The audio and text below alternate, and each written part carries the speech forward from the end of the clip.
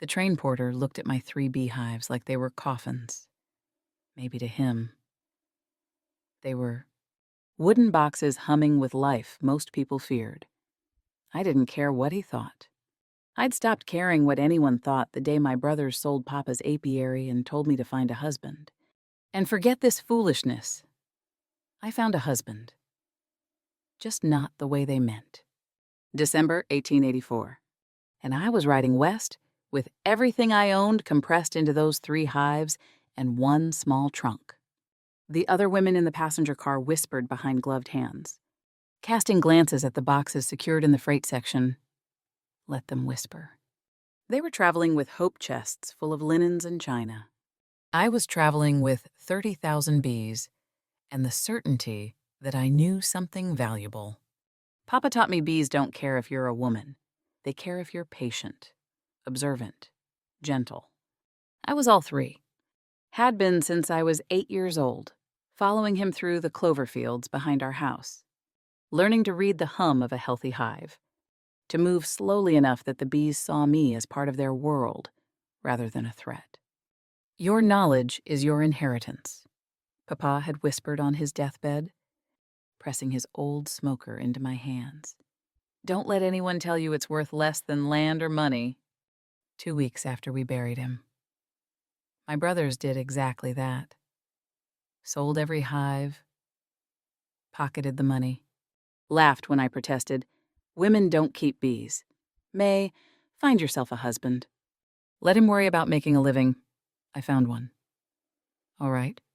Found him in a newspaper advertisement that mentioned struggling fruit trees and barren land. Read those words 3 times before I understood what I was seeing. George Thornton wasn't advertising for a wife. He was advertising for a solution. He just didn't know it yet. I wrote him back. Told him I knew about bees and gardens. Didn't mention I was a woman who preferred the company of insects to most people. Didn't mention my brothers thought my knowledge worthless. Just told him I could help his land bloom. His return letter was cautious, practical. I need help with the ranch. If you're willing to work hard, we'll make it work. I was willing. More than willing. I was desperate to prove that what I knew mattered, that expertise had value regardless of who possessed it. The train lurched outside. The landscape shifted from settled farmland to open territory. My stomach tightened. I was gambling everything on this. On George Thornton seeing past convention. On spring proving me right. On tiny creatures most people swatted away being the answer to his barren land. When the train finally pulled into the station, I saw him immediately. Weathered face, cautious eyes, shoulders that carried the weight of too many failures. He was scanning the platform, probably looking for a woman with a proper trunk, with linens and hope. His eyes found me, then found the hives. I watched his face carefully, saw the confusion, the disappointment, the flicker of something that might have been anger or might have been resignation. He'd ordered a wife and received a beekeeper instead. I lifted my chin. Let him look. Let him doubt. Come spring, when his barren orchard exploded with blossoms and his struggling garden finally produced, he'd understand. He approached slowly, like I might sting. Miss Parker. Mrs. Thornton now. I said, might as well claim it. And yes, those are beehives. 3 colonies. They're my dowry. His jaw worked. I see. But he didn't see. Not yet. He would. Though, that was the thing about bees. They proved themselves without words, without argument. They just did their work, and the world bloomed around them. I was betting everything that George Thornton would give me the chance to prove it. George examined the hives the way a man might examine unexpected debt. Circling them, hands on hips, jaw tight with thoughts he was too polite to speak. I appreciated the restraint, even while resenting the doubt radiating from him like heat. "They'll need to be placed near the orchard," I said, breaking the silence. He looked up. "There's no orchard, just dead trees. Not dead, dormant. There's a difference." His eyes narrowed slightly, measuring me, probably wondering what kind of woman corrected her husband within 5 minutes of meeting him. The kind who knew what she was talking about. "That's what kind. Where do you want them?" he asked finally. I pointed toward the skeletal trees I could see beyond the barn. Even from here, I could read the land. Soil exhausted from years of trying, wrong crops in wrong places. No understanding that plants needed partners, needed pollinators, needed the dance between flower and bee that made abundance possible. George picked up one end of the nearest hive without another word. I took the other end, and we carried it together across the frozen ground. His hands were careful with my equipment. I noticed, gentle despite his doubt. It was the first real thing I learned about him, that he could question something and still treat it with respect.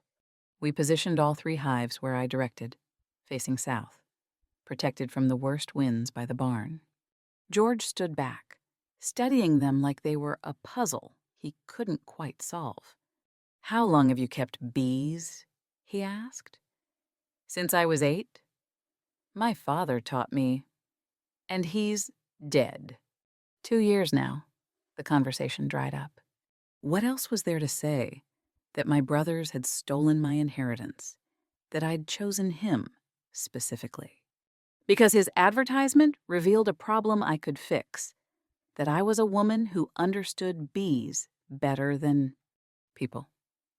We walked back to the house in silence. It was small, weathered, practical. Like him. Like the kind of man who'd place an advertisement for a mail-order bride because he was too worn down or too practical for courtship. That first evening was awkward in the way of strangers forced into intimacy. He showed me the bedroom, 1 bed. I felt his discomfort when I didn't immediately claim it, didn't immediately behave like a wife. Instead, I unpacked my beekeeping tools, laying them out on the kitchen table like weapons or sacraments. Smoker, hive tool, veil, gloves worn soft from years of use. George watched from the doorway. "You really know what you're doing with those creatures?" It wasn't quite a question, but I answered anyway. "Yes." "Why bees?" I looked up at him. "Because they're honest. You treat them well. They give you abundance. Treat them poorly. They let you know immediately. No pretending. No lies about what's valuable and what isn't." Something shifted in his expression. Understanding. Maybe. Or recognition of a fellow person who'd been told their value wrong. "I'll sleep in the barn tonight," he said quietly, "until we're more comfortable." I should have argued. Should have told him not to be foolish. That we were married. That the bed was big enough. But I was grateful for the space. For time to settle into this strange new life where I'd gambled everything on spring. "Thank you," I said instead. He nodded, grabbed a blanket, and left me alone in his house that was now our house. That night I checked the hives by lantern light. Behind me, I heard footsteps. George, watching from a distance. He didn't speak. Just stood there while I pressed my ear to each box, listening for the hum that meant the colonies were healthy, clustered tight against the December cold. I didn't explain what I was doing. Not yet. Let the bees do the talking come spring. Let my work speak for itself the way it never had back home. When I finally went inside, I found he'd left the coffee pot warming on the stove. A small kindness. The first of many. I'd learn. I poured myself a cup and sat at the table, surrounded by my tools, in a stranger's house, married to a man who thought my life's work was foolish. What had I done? Winter settled over the ranch like a held breath. Everything waiting. George managed his daily routines tending the few cattle, repairing fences, hauling water. I established my own rhythms around his, learning the shape of our shared days. We didn't talk much. What was there to say he didn't understand bees, and I didn't understand cattle? But we found a wordless courtesy. I made coffee each morning. He brought in firewood without being asked. Two strangers learning to orbit each other without collision. I checked the hives every few days. Regardless of weather, George started following me. Not obviously. He'd find some task that happened to put him nearby while I pressed my ear to the wooden boxes, listening to the winter clusters hum. "What are you listening for?" he asked one morning, finally giving up pretense. I glanced at him. The hum tells me if the cluster's healthy, if the queen's alive, if they have enough honey stores to survive until spring. Can you really hear all that? If you know how to listen. I straightened, brushing snow from my coat. If you're coming anyway, you should know what to listen for. It wasn't quite an invitation, but he took it as one. Leaned closer, actually trying to hear what I heard. His breath made frost clouds in the air between us. I pointed to where he should place his ear against the wood. He listened, straightened. I hear it. Like an engine running far away. That's them. 30,000 bees vibrating their wing muscles to generate heat, keeping the queen alive in the center. Taking turns on the outside of the cluster where it's coldest. 30,000. He shook his head slowly. All working together. All winter. Rotating positions so no one freezes. No one abandoned. That's how they survive when everything else dies. George looked at me differently after that. Like maybe I wasn't quite as strange as he'd thought. Like maybe there was method in my apparent madness. Days became weeks. We fell into routines that felt almost comfortable. I cooked meals he clearly wasn't used to vegetables when he expected only meat. Herbs when he expected only salt. He ate without complaint, though I caught him studying his plate sometimes like it might reveal my secrets. I noticed things too. The way he was careful with anything I touched. How he'd built a small windbreak for the hives without mentioning it. Just did it one day while I was inside. The quiet competence in everything he did, even when it was clearly failing. Late February brought the first thaw. Not real spring, but spring's promise. I found George examining the orchard trees one afternoon, running his hand over bark. "They look dead," he said when I approached. "They're not." "Look." I showed him the tiny buds, still closed tight. "They're waiting, like the bees, for the right moment. I've tried everything with these trees. Different watering, different fertilizer. Nothing works." I studied his face, saw the weight of repeated failure. 5 years. He'd mentioned once. 5 years trying to make this ranch work. 5 years of land that wouldn't cooperate. "You were missing the bees," I said simply. "How will bees fix dead trees?" "They'll pollinate the blossoms. Carry pollen from flower to flower. That's what makes fruit. Without pollinators, trees can bloom all they want. Nothing will come of it." He was quiet for a long moment. Then, "So you knew? When you read my advertisement, you knew what the problem was. I suspected, and you came anyway. With bees instead of..." He stopped. "Instead of what a wife should bring." I finished for him. "I brought what you needed. You just didn't know you needed it." Something like a smile touched his face. First real one I'd seen. "You're an unusual woman, May Thornton." "I know." I met his eyes. "Is that a problem?" "I don't know yet," he said honestly. "Ask me in spring." That night he asked about my father. Really asked, not polite conversation, but genuine curiosity about the man who'd taught me bees. I told him about Papa's apiary. Those golden afternoons, learning that patience was the first requirement of beekeeping. That you couldn't force bees, couldn't rush them. You could only create conditions and wait. George listened like my words mattered. Like I mattered. Something in my chest cracked. Just a little.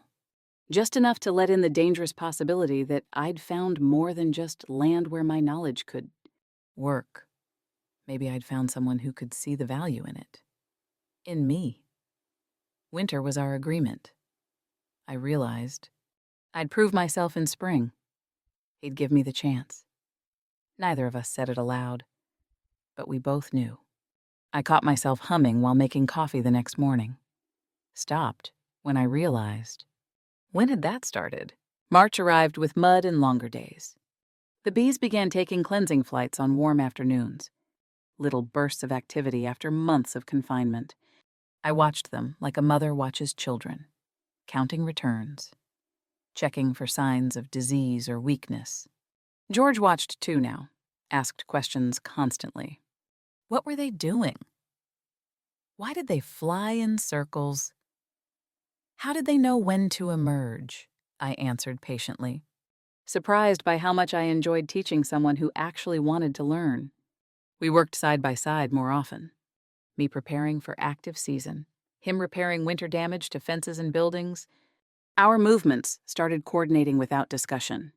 He'd hand me tools before I asked for them. I'd bring him coffee when I made my own small accommodations that felt larger than they were. You need to check the frames. I told him one afternoon, make sure they have enough honey left. He looked startled. If you're going to help, you should learn properly. I showed him how to light the smoker, how to approach the hive calmly. His hands shook slightly when he lifted the first frame, covered in bees. I stood close, ready to help if needed.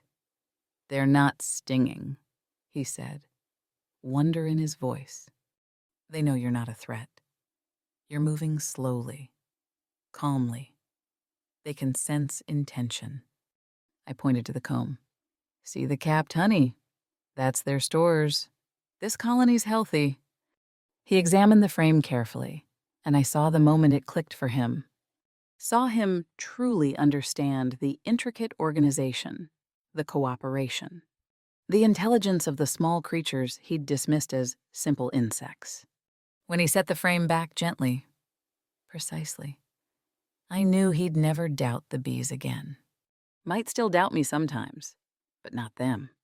That evening, he showed me his irrigation system, explained past attempts to make the ranch work. Different crops, different methods, all failing. I listened, seeing the intelligence in his approach.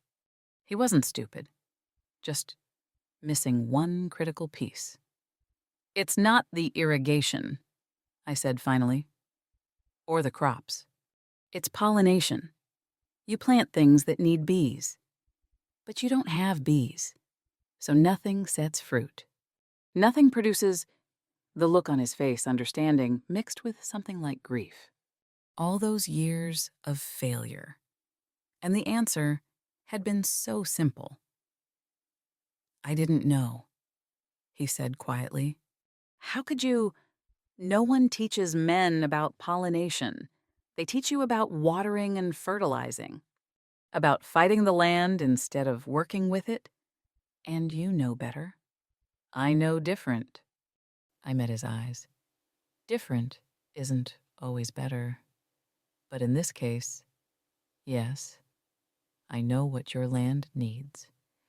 A bee escaped from the hive during our next inspection, found its way to my bare hand, walked across my palm. George froze, clearly terrified for me. I laughed, actually laughed. She's fine, just confused. He watched the bee's delicate progress across my skin. Worker bees are all female. The male's drones are useless for anything but mating with queens. Then they die. Sounds about right, he muttered, and I laughed again. The bee flew off eventually, and George relaxed, but something had shifted. He looked at me differently. Saw me, maybe, instead of just the strange woman who'd arrived with unusual dowry. We went to town for supplies the next week. I felt the stares, heard the whispered comments. The bee woman. Strange choice for a bride. Wonder if he regrets it. George's hand found the small of my back. Proprietary, protective. My wife knows what she's doing, he said to one particularly nosy shopkeeper. More than most around here. Walking back to the wagon, I asked, "Does it bother you?" What they say, should it? He loaded sacks of flour. They laughed when I bought this ranch, too. Said the land was worthless. Maybe they're right. Or maybe they don't know everything. That night, I set out 2 coffee cups without thinking. Caught myself staring at them. When had I started doing that? When had his presence become something I expected rather than endured? I'd come west for land to prove my knowledge. Somewhere along the winter, I'd started wanting George to see me, not just what I knew. Me. The realization settled in my chest, like honey. Sweet and slightly terrifying. Early April brought false spring, warm days that tricked early bloomers into opening. I watched anxiously, knowing cold could still come. The bees emerged eagerly, desperate for fresh pollen after winter confinement. George found me at dawn one morning, staring at the hives with worry creasing my forehead. "What's wrong?" "Too early, too warm. If hard frost comes now..." I couldn't finish the thought. "We'll handle it," he said with more confidence than the situation warranted. That evening, sitting across from each other at dinner, he asked the question that opened everything. "Why does it matter so much? The bees. I mean, beyond making honey." I set down my fork, felt the walls I'd built so carefully start to crumble. The story poured out. Papa's death. The deathbed gift of his smoker. My brother's laughter 2 weeks later when they sold everything he'd built. They said women don't keep bees, I heard myself saying, voice rough with old anger. That my knowledge was worthless because I was born wrong. Born female instead of male. Like that changed anything about what I knew. What I could do. George's hands tightened on his own fork. "So you came here to prove them wrong." "I came here to prove expertise matters more than gender. That what I know has value." My voice cracked on the last word. I needed to matter. "George, I needed my knowledge to matter." He was quiet for a long moment. Then he started talking. About his dead wife's family calling him a failure. About 5 years trying to make this ranch work. About planting and praying and watching everything die anyway. About starting to believe maybe he wasn't meant to build anything good. "We're both carrying ghosts," I said softly. "Both trying to prove we're not the failures others named us." He reached across the table, took my hand. First deliberate touch between us, beyond necessary contact.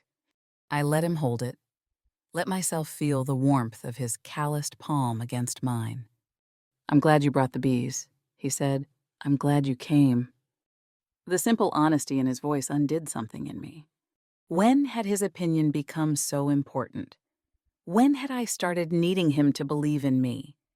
We sat like that until the coffee went cold. 2 broken people learning to believe they might build something whole together. Walking back to the house from evening hive check, our hands found each other again. Stayed linked. The bees hummed behind us, and ahead the orchard waited in the darkness, still dormant, still promising nothing. "What if I'm wrong?" I whispered, giving voice to the fear I'd been carrying since December. What if nothing blooms? What if my bees can't fix what's broken here? George stopped, turned me to face him. Then we'll figure out what's next. Together. Together. The word settled in my chest like warm honey. I'd been so focused on spring proving me right. I'd missed what was already blooming between us. Trust. Partnership. Something that felt dangerously close to love.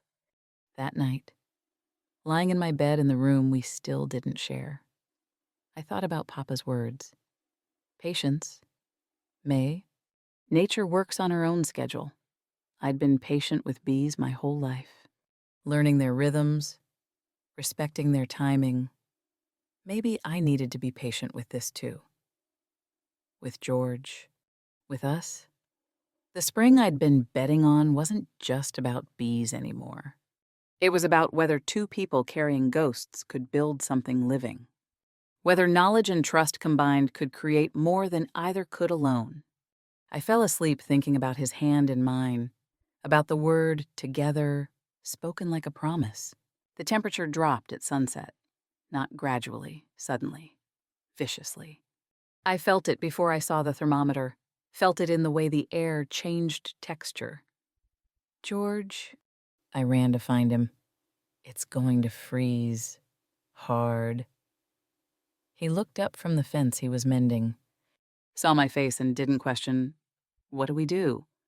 Everything happened fast after that. My expertise directing, his trust, absolute. Move the hives closer to the house, build windbreaks, cover the budding trees with whatever we had canvas. Burlap, old blankets. We worked as the temperature plummeted. My fingers went numb, breath visible in clouds. Desperate speed against invisible cold that could destroy everything I'd promised. Everything I'd gambled. Where do you want this? George called, holding canvas. Over the southeast corner, those trees budded first. I hammered stakes. We need more coverage on the north side. On it. No hesitation. No, are you sure? No doubt.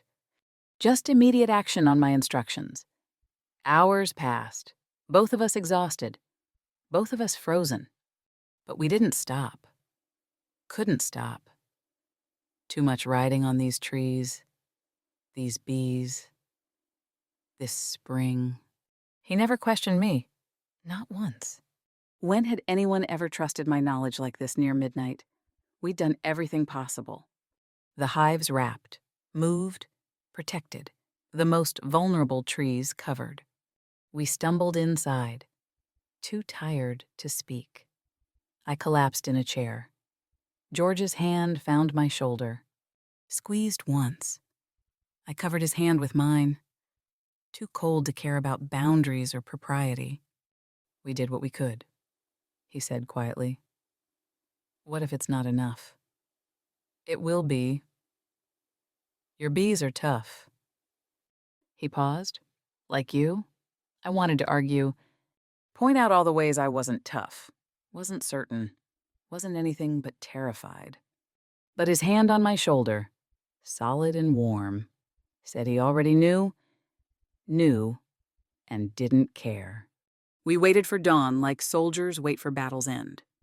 When light finally came, we went out together to assess damage.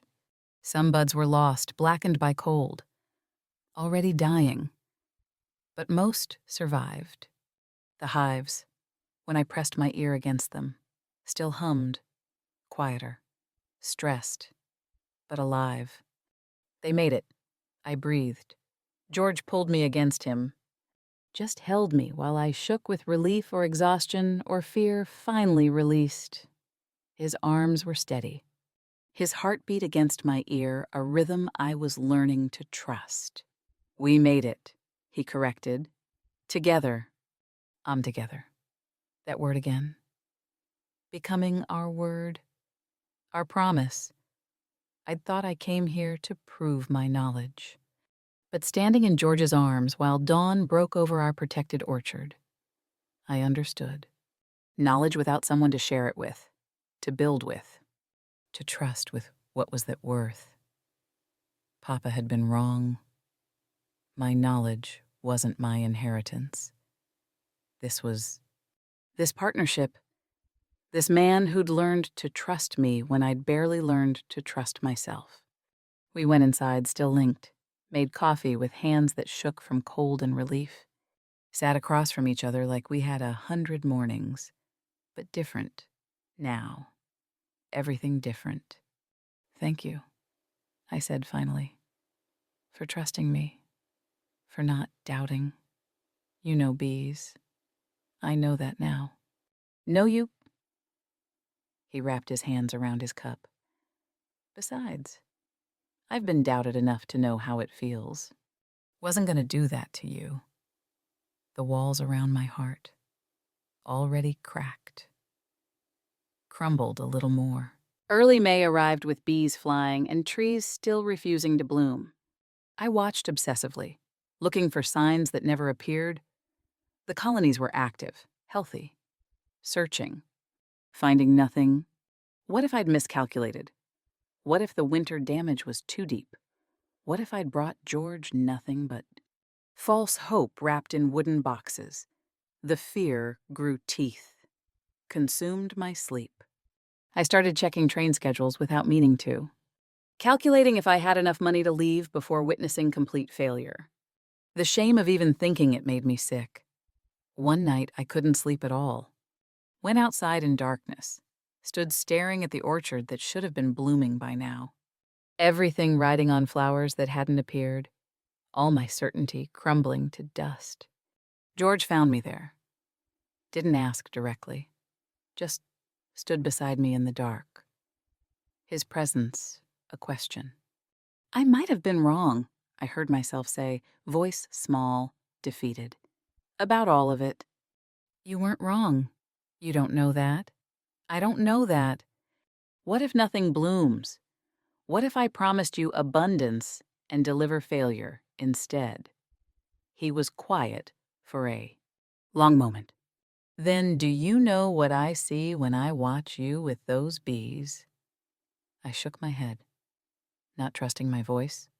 Certainty, knowledge, this quiet confidence that you understand something most people never learn. You move around those hives like you're dancing with something invisible. Like you're speaking a language I'm only starting to hear. He turned me to face him. You taught me to trust. In you. In this. In the possibility that maybe I'm not the failure everyone said I was.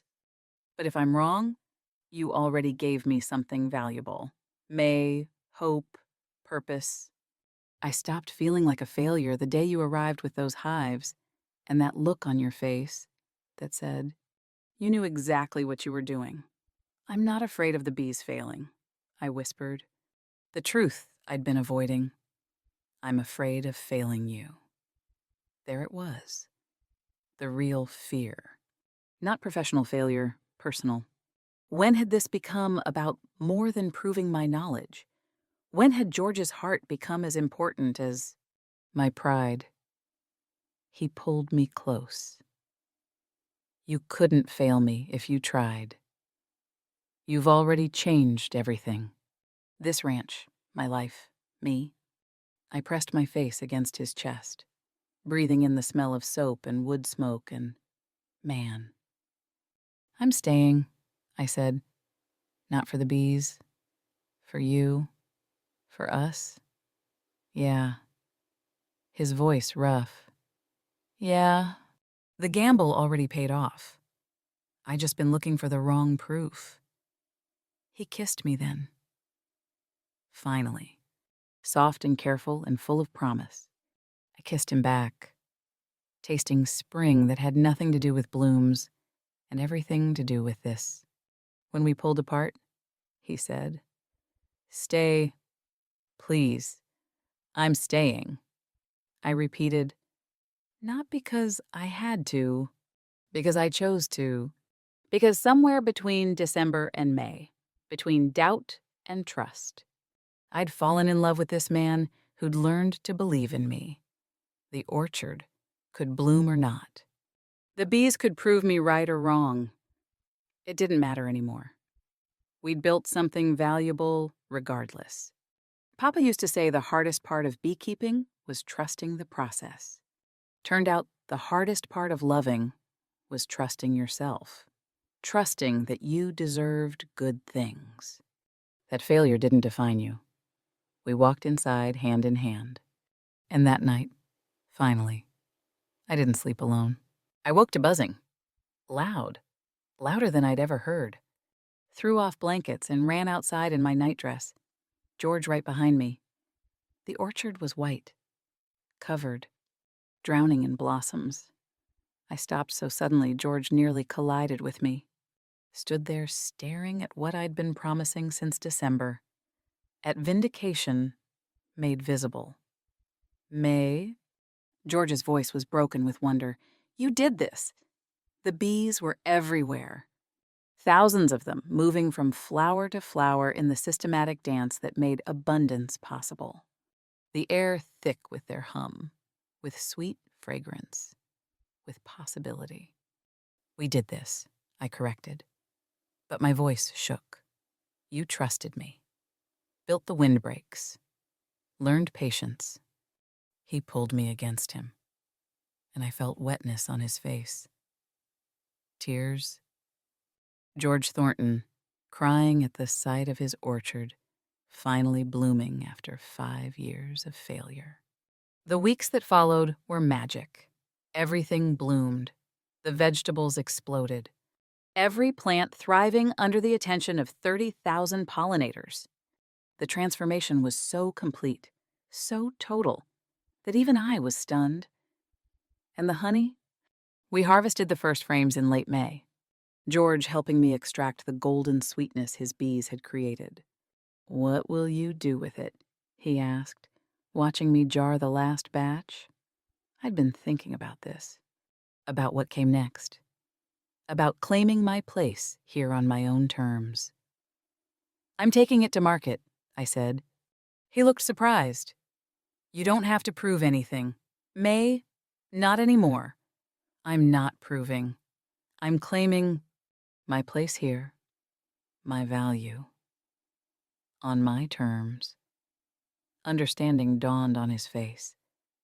You want to sell it yourself. Is that acceptable?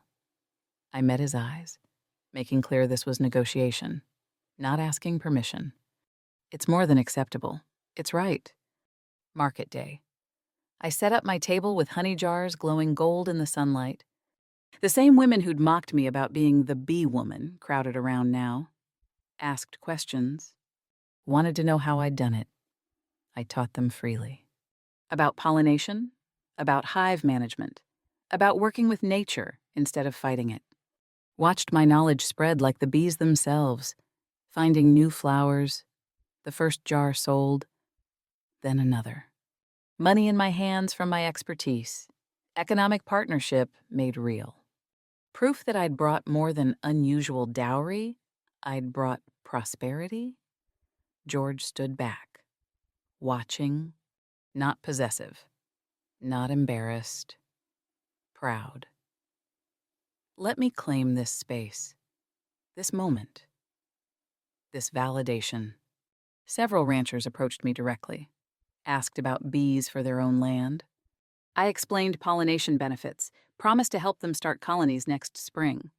My knowledge becoming community resource. On the way home, George said, You're remarkable. I looked at this man who'd learned to see me. Really, see me. All of me. We're remarkable. I brought the knowledge. You brought the trust. Together, we created something neither could alone. He kissed me there in the wagon, sweet and thorough and full of promise. I kissed him back, tasting honey, tasting spring, tasting home. That night, counting money from honey sales, I understood. I'd come west seeking land where my expertise mattered. I'd found something infinitely better. A place where I mattered. Knowledge and all, pride and fear and stubborn certainty and all. The bees had proven me right. But George had proven something more important, that I deserved to be seen, to be valued, to be loved for exactly who I was. Next year we'll plant more, I told him, already planning.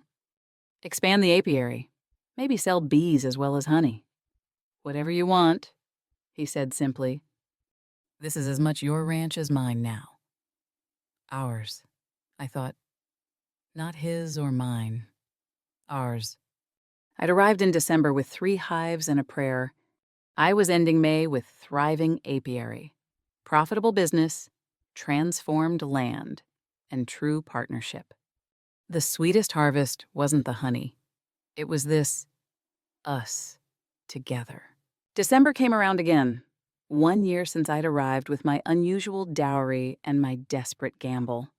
I stood in the kitchen wrapping honey jars while George labeled each one. Our movements coordinated like breathing. A year ago, I'd been terrified. Certain of my knowledge, but uncertain of everything else. Now I was certain of both. Knowledge and love. Expertise and partnership. We were giving honey to every family in town. My idea. Our abundance shared freely with the community that had doubted me. You know they'll ask how you did it, George said, tying ribbon around another jar. Good. Let them ask. Let them learn, I smiled. Maybe next year we'll have competition. The whole valley blooming. He laughed. You want to teach everyone your secrets. They're not secrets, just knowledge. Knowledge multiplies when you share it, like bees swarming. Create more colonies, not fewer. Christmas Eve. We distributed the jars, watched faces light up as people tasted the golden sweetness, heard their questions, their wonder at the transformation of our land. Your wife's a miracle worker. One rancher told George. She's a beekeeper, George corrected proudly. Best one you'll ever meet. Walking home under winter stars. George said the words I'd been waiting for without knowing it. You brought sweetness to my life in every way. Not just the honey, me, us, all of it. I stopped him there in the road. Kissed him under December sky. Partnerships are like gardens. They need patient tending, right conditions, time to grow. The bees taught us both. Inside our warm house, I made us coffee. Set out 2 cups without thinking. Caught George smiling at the automatic gesture.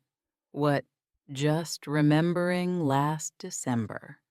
You setting out 1 cup, looking so fierce and terrified at the same time. I was terrified, I admitted. Betting everything on spring. And now I know spring was never the real gamble. I met his eyes. You were us, trusting someone enough to build something together. We sat together in comfortable silence. Outside, my hives hummed quietly through winter. Inside, warmth and partnership and hard-won peace.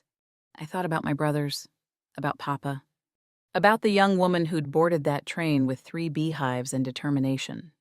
I thought I needed to prove my knowledge had value. I'd learned something better, that I had value. That expertise was only part of who I was. That letting someone see the rest, the fear and pride and stubborn hope, that was the real courage. George's hand found mine across the table. I squeezed back, feeling the calluses that matched my own. Working hands, building hands. Thank you, I said softly. For what? For trusting me when I barely trusted myself? For learning to see me? For building this with me? Thank you for staying, he answered. For choosing this. Choosing us. I'd brought knowledge. He'd brought faith. Together we'd created not just abundance, but home. The bees had taught us well. Small creatures, given right conditions and patient care, create something far sweeter than survival. They create abundance worth sharing. We'd done the same. 2 broken people, given trust and time, had created something whole, something lasting, something sweet. I fell asleep that night in our bed, in our house, on our ranch, listening to winter wind and distant hum of my bees, George's breathing steady beside me. I'd come west seeking land where my knowledge mattered. I'd found something infinitely more valuable. A man who saw my worth entire. A partnership built on mutual respect and complementary strengths. A love earned slowly through patience and trust. The bees were my expertise. George was my choice. Together we'd created prosperity and purpose and peace. And that, I understood finally, was the sweetest harvest of all.